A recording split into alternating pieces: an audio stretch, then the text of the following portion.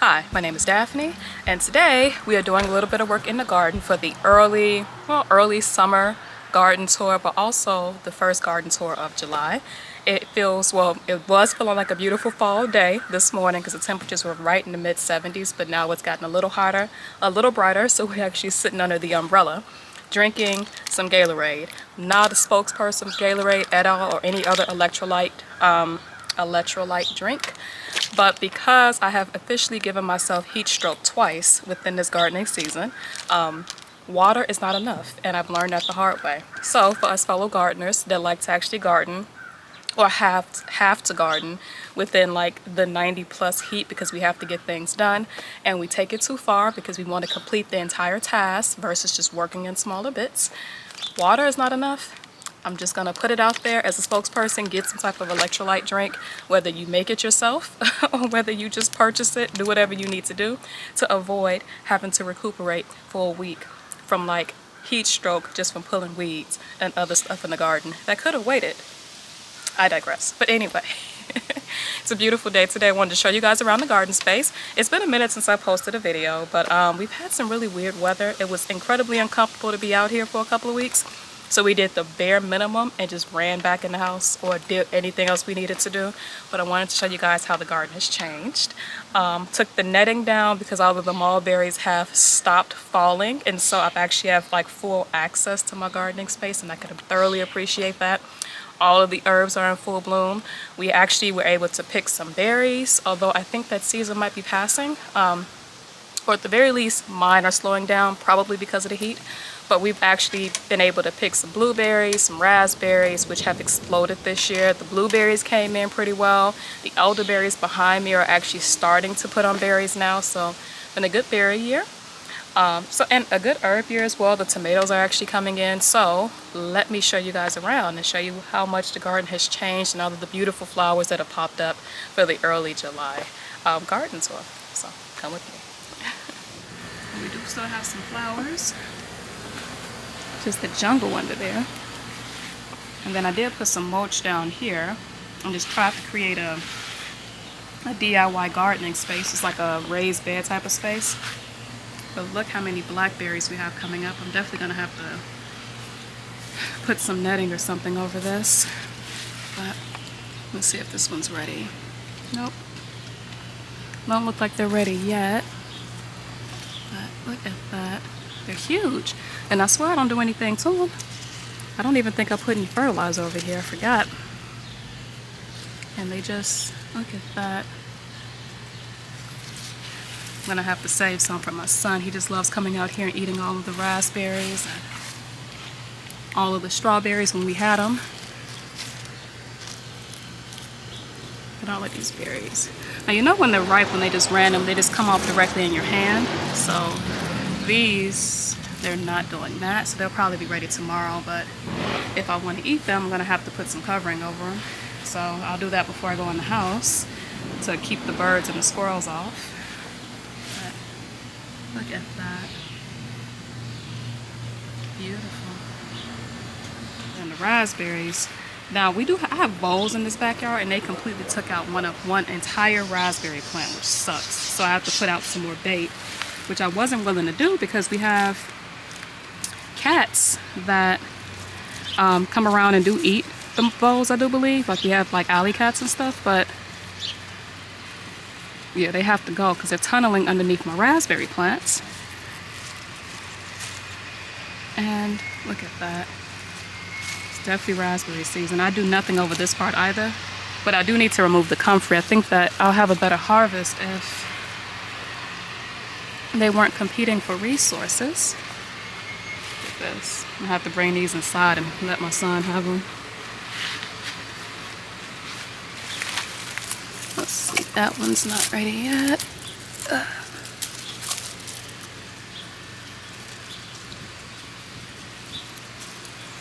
And same thing with these, you'll know they're ready when they just kind of come off directly in your hand. It's a lot of them today because of that rain we got. And I do leave some for the birds, but they have the mulberries and there's a ton of them, so.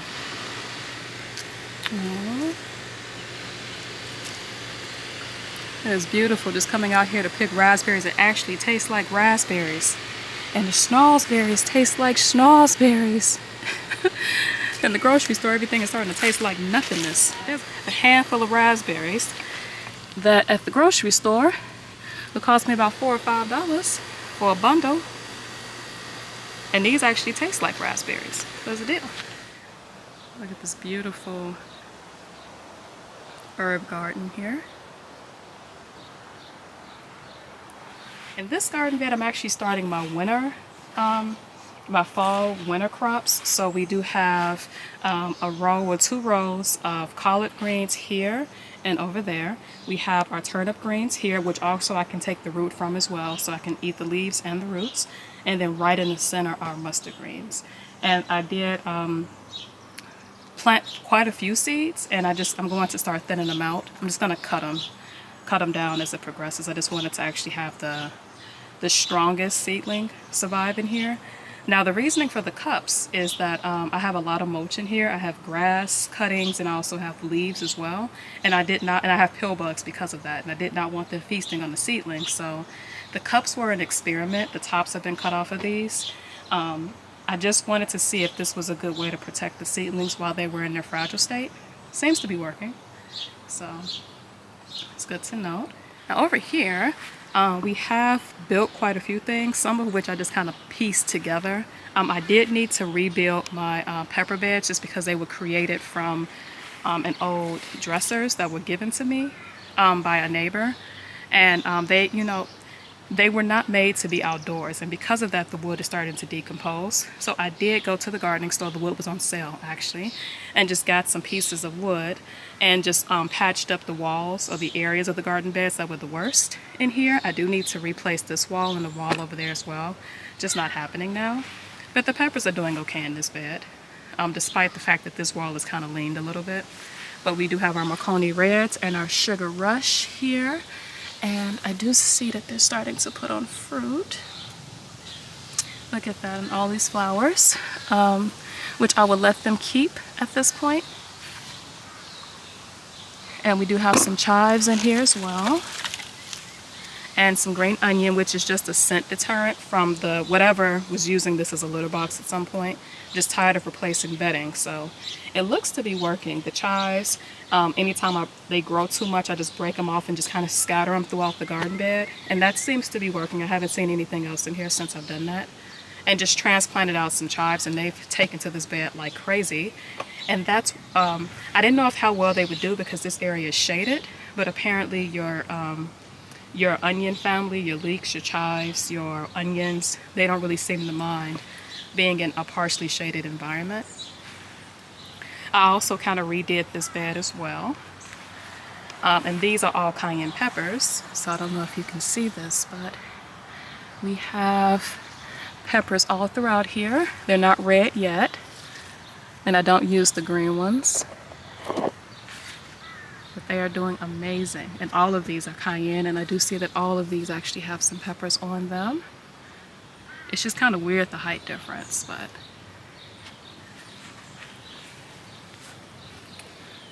and then we do have over here my new compost bin. I had to recreate this one just because the old one I had was actually created from an old dresser, and the old dresser was starting to decompose. This is just some scrap lumber, but I don't even know how tall this thing is. The lumber was on sale, so I got all of the lumber, about 17 boards, I think for about $30 maybe. The composite board was already on the property, left by a prior owner.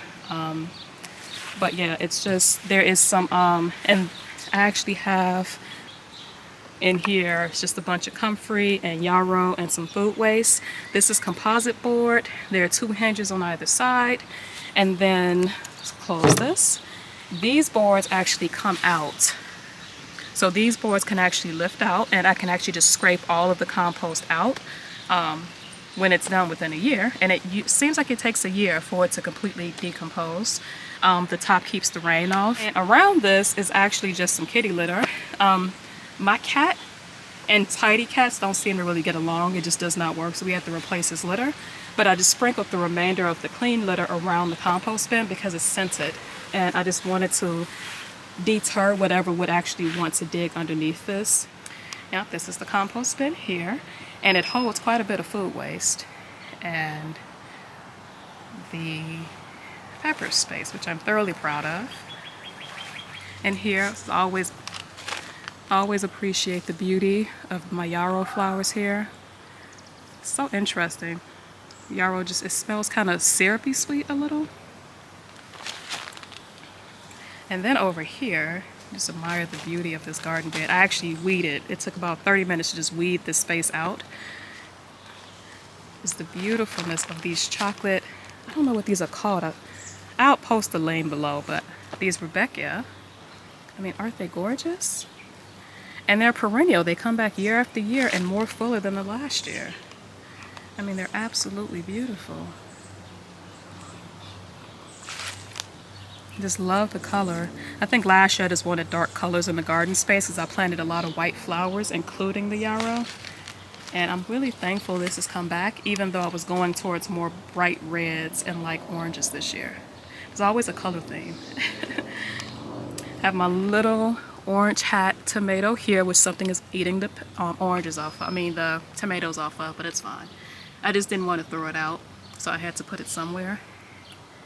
And then here we have our tomatoes, which actually are starting to get flowers now, which is wonderful. Some of them actually have tomatoes on them.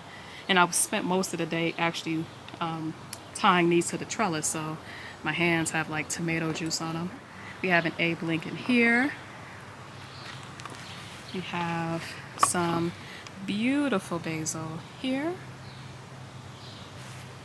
I think this one might be a Dr. Witchy's here and here. And they actually have started to get some little, if you can see this, some little tomatoes on them, which is exciting. Some baby asparagus here. We have some basil in some little cups, just planted out. Might be too late to have actually started seedlings for basil, but hopefully with the rains coming, they'll grow a little bit. We do have some mugwort that really needs to be cut, but it's wonderful to bring in pollinators, so I might just trim it, but I won't just completely rip it out. We do have a San Marzano here by the mugwort, and over here by the oregano we have another San Marzano, which actually has some tomatoes on it. And then we have another San Marzano here, or two more here and here, both of which actually have some tomatoes on them. Look at that. And here, we do have some leaf curl. I'm not quite sure what that's about. It might just literally be because I haven't watered this garden in a few days and it's a little hot, but the plant looks to be in good shape. Look at this. I really do need to harvest the kale and do something with it. I'm leaving it because it is gorgeous. I mean, something obviously is enjoying it, but can we just appreciate the beauty of this? Now we do have over here 3 Amish paste, and this one actually does have some tomatoes on it. We have another healthy borage here. I'm leaving it just because it is bringing in pollinators, but it does, I think, it's going to need to be staked up. Now this one also has some tomatoes on it. Look at that. And they are doing really amazing over here. Now we do have our borage, which was absolutely magnificent last week, but it's starting to actually put on seeds. And what happens when the flowers become seed heads is that the limbs kind of break off, or kind of, oh my God, these things have seeds already.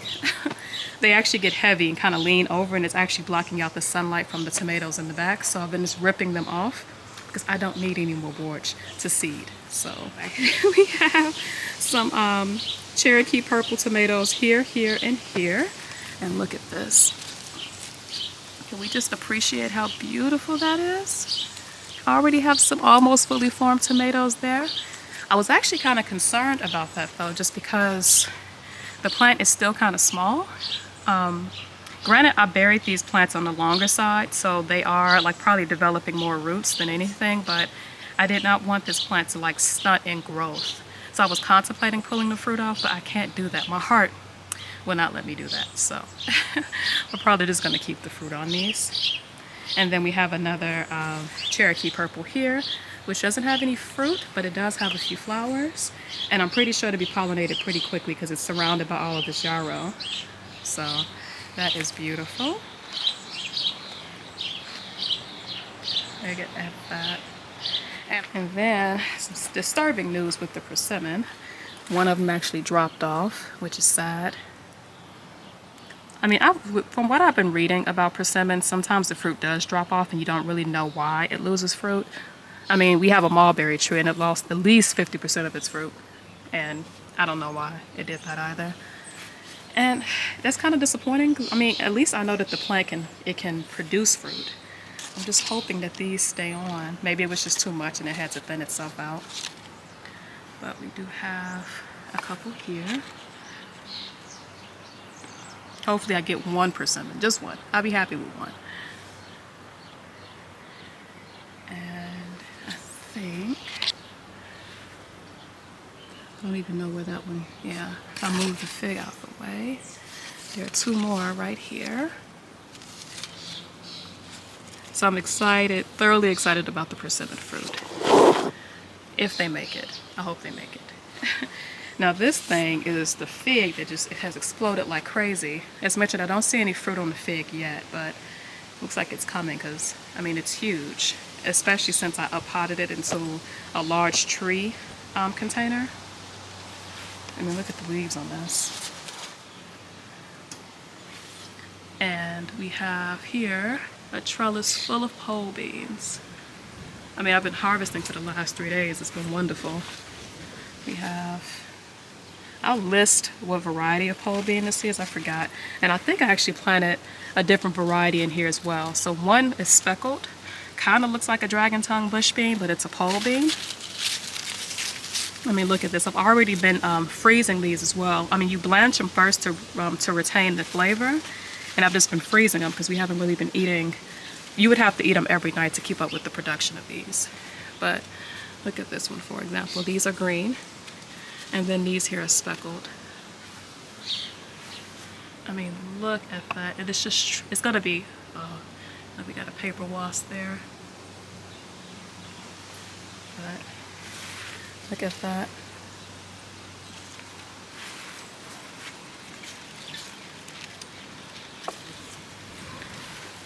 Just thoroughly excited about them.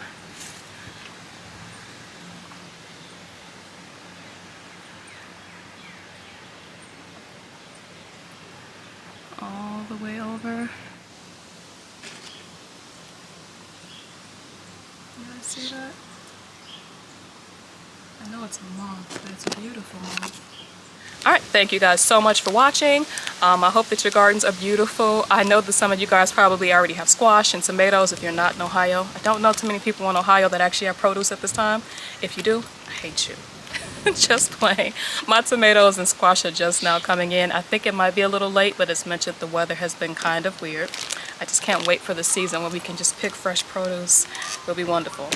But we do have pole beans, so I'm thankful for those. They're coming in pretty heavy. But anyway, thank you so much for watching, and you have a great day. Peace.